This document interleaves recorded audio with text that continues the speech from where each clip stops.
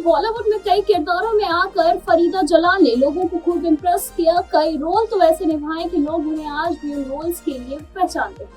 लेकिन क्या आप जानते हैं कि हीरा मंडी में कुदैसिया बेगम का रोल निभा चुकी फरीदा अमिताभ बच्चन और जया बच्चन की काफी करीबी दोस्त है।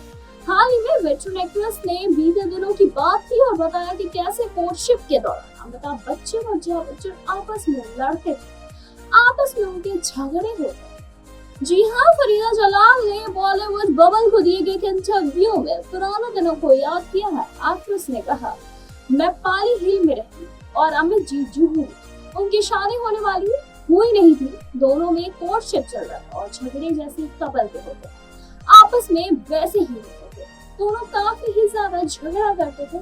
और फरीदा जलाल ने आगे ये भी कह दिया कि उस वक्त अमित जी खुद कार चलाते थे, उनके बगल में जया बैठती थी और मैं पीछे।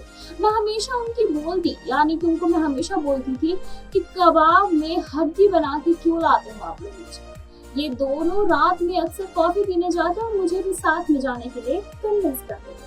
मेरी जल्दी सोने की आदत थी, लेकिन फिर भी वो मुझे बुलाते थे, मेरे सामने लड़ते थे और कई बार जया रोती थी तो वो उससे मनाते भी थे।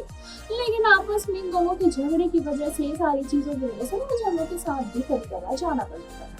जया को प्यार से जिया कहती थी और जब कॉफी डेट से हम लोग वापस आते थे तो कई बार फिल्मों की बात किया करते थे, तो वो मुझे घर ड्रॉप करते थे और चले जाते थे। वो दोनों बहुत प्यारे इंसान है। इन दोनों ने गुलजार साहब और मुझे शादी पर भी बुलाया। शादी में और किसी को भी इनवाइट नहीं किया गया था, सिर्फ मैं थी और मुझे इन्होंने शादी पर भी बुलाया।